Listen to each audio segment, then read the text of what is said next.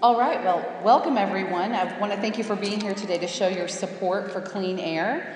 My name is Jessica Ulrey. I'm actually an early childhood educator for the past 15 years, a former youth pastor, a mother and a grandmother, and a blended family of 9. So I have a lot vested in this issue personally. Last month, I actually had the honor of traveling with 4 other Hoosiers to Washington, D.C. To speak to Congress about the importance of clean air and water protections with nearly 100 other concerned citizens from across the country. In the 114th Congress, we've seen our leaders place polluter profits before the people as Congress continues to attack clean air and the climate. And we're here today to stand up against attacks on our air, land, and water.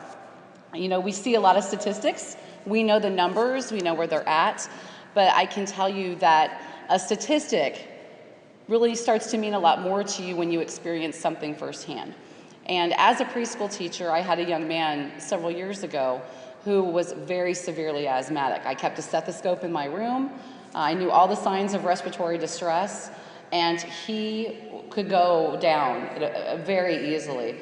And one day, this young man had an asthma attack and could have been gone. We almost lost him, and I rode with him in an ambulance to the hospital. His mother, Angie Gomer, is actually a very well-respected nurse in my home community, and we've continued a friendship through the years. And she gave me a couple things to say to really keep in mind. When we're talking about this issue, and our leaders need to understand what a family in this situation goes through, even down to, can we go outside and play today? Can we take a vacation? Can we travel up to the dunes? Depending on the air quality and what's happening that day.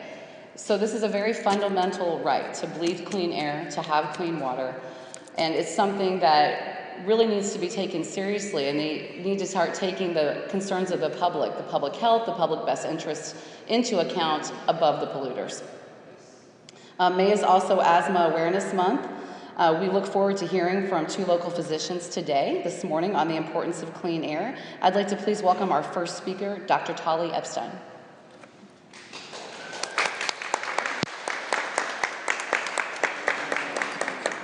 Good morning.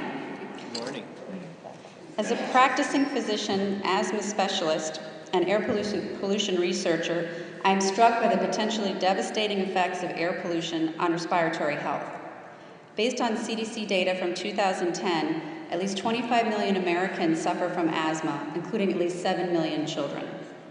In my personal experience as a physician, I witness on a daily basis potentially debilitating effects of asthma and other allergic diseases on my patients' lives. Asthma in particular results in countless lost days from work and school, burdensome healthcare costs, decreased quality of life, and even death in some cases. Many of my patients experience worsening asthma symptoms and cannot even go outside when air pollution levels are high, despite treatment with the strongest medications available. Almost every day I am asked by parents why their child has developed asthma. While the answer to this question is complex, studies have shown strong links between traffic-related air pollution and the development and worsening of asthma symptoms for multiple age groups, with children and the elderly experiencing the greatest adverse effects. Our own research team at the University of Cincinnati recently found that older adults that live closer to highways where diesel pollutants are released had more emergency room visits for asthma and had poorer asthma control in general. The increasing prevalence of other allergic diseases has also been linked to air pollutants in some studies. As a physician and parent of 3 young children, the potential impact of poor air quality on respiratory and immune development greatly concerns me. Improving air quality standards is critical not only to protect those who already suffer from poor respiratory health, but also to create a healthy environment for future generations. Thank you.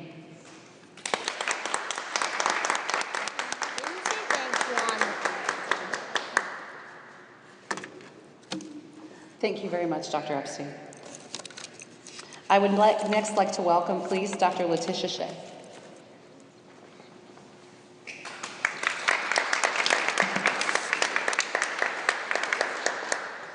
Hi, welcome. I am a pediatric hospitalist, and as such, I take care of children aged 0 to 18 with a variety of illnesses, including bronchiolitis and asthma. Respiratory emissions are the #1 reason that children are admitted to a pediatric hospital. So I'm here today both as a mom and a pediatrician to help explain why our children are at risk with air pollution, specifically ozone pollutants. And there's two separate topics I wanted to touch on. Number one, there's an increase in hospital admission rates for kids associated with outdoor air pollutants, specifically ozone pollutants. And number two, Indiana unfortunately has a specific problem of having a high rate of babies dying, or an increased infant mortality rate in our state compared to other states. And I wanted to speak about the association of outdoor pollutants with premature births. So let's talk about kids first. Because of their small size and increased respiratory rate, babies and toddlers inhale and retain more air pollutants per unit body weight compared to adults. And then children also spend more time outdoors in the summer, or at least we hope they do, as we pry them away from their electronic devices. They have greater exposure to airborne pollutants, and studies have shown strong and consistent associations with specific outdoor air pollutants like ozone and short-term increased rates of pediatric patients. Hospitalist physicians like me see more children admitted for pneumonias, for bronchiolitis, for respiratory disease in general, as well as for asthma associated with air pollutants. A very large study in Atlanta showed that increasing ozone pollutants are strongly associated with increased emergency departments in the summer for asthma admissions. And this, it'll go off. And this is very important because the concentration that they found that was associated with increased asthma admissions went down to concentrations of ozones as low as 30 parts per billion. And that's why leading public health and medical organizations such as the American Academy of Peds or the American Heart and Lung Associations, the Asthma and Allergy Foundation of America, and many more are asking for strengthened national ambient air quality standards. We're not asking for 30, we're asking just to go down to 60 parts per billion. And then let's talk a little bit about prematurity. Indiana, the state of Indiana, has the dubious distinction of being in the top 20% of states with the highest, with the highest infant mortality rates. And we know there's a relationship between air pollutants, such as sulfur dioxide and small airborne particulates, and an increased incidence of preterm births. Preterm babies have more respiratory problems that set them up for more difficulty with respiratory disease in their first years of life. And on my job, I see this every day. I really just finished kind of a very long winter with a high number of babies admitted with bronchiolitis. And many of these babies were born prematurely, and it is these preterm babies that often suffer the most with respiratory issues and have an increased chance of death. So air pollutants play a role both in increasing preterm births and also in these pollutants increasing these particular babies' risk of future respiratory illness and potential death. So improving our air quality may make a significant difference in improving the health and survival of our youngest citizens. That's why I'm calling on Senator Donnelly and state leaders throughout Indiana to support strong, clean air and public health safeguards. Thanks.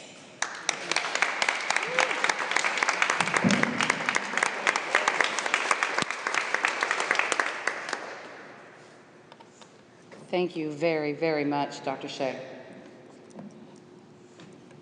I would now like to please welcome Amber Sparks, an Indianapolis mother and an Old South Side resident.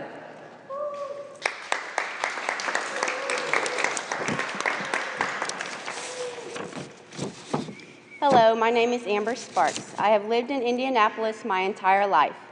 I am a volunteer for local organizations such as the Pink Ribbon Connection, Keep Indianapolis Beautiful, Concord Community Center, and various local schools and churches. I have felt the impacts of air pollution firsthand, living approximately 3 miles from the Harding Street coal plant in Indy's South Side. I am proud to be a part of the coalition that fought and won the battle to stop burning coal at Harding Street. I became involved in fighting air pollution when I found out about the effects of the pollution on residents, specifically children. This hit close to home since I am a single mother to a 9, 11, and 12-year-old, 2 of which suffer from, at times, debilitating asthma. My children were born, attend school, community centers, and summer camps, all within 4 miles of the Harding Street plant. My oldest 2 children developed asthma around the age of 2, with no explained reason and no family history. In both of my children, the illness was discovered after a life-threatening asthma attack that led to a week-long hospital stay in intensive care. My children have had countless missed school days caused by asthma. My children's activities and field trips have been limited, and they must always travel with inhalers and nebulizers.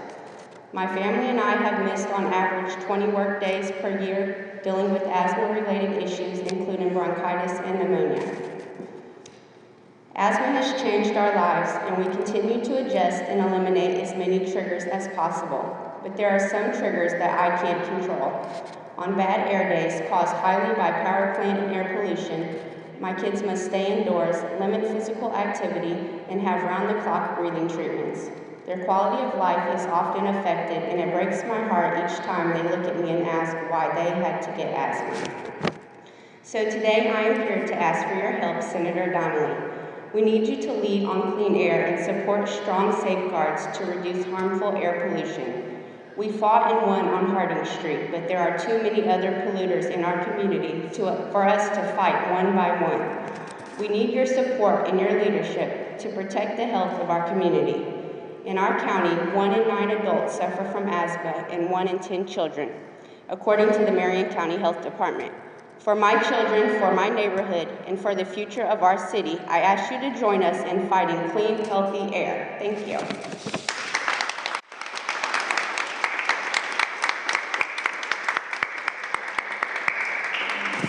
Thank you so much, Amber. I think that completely summed up exactly why we're here today.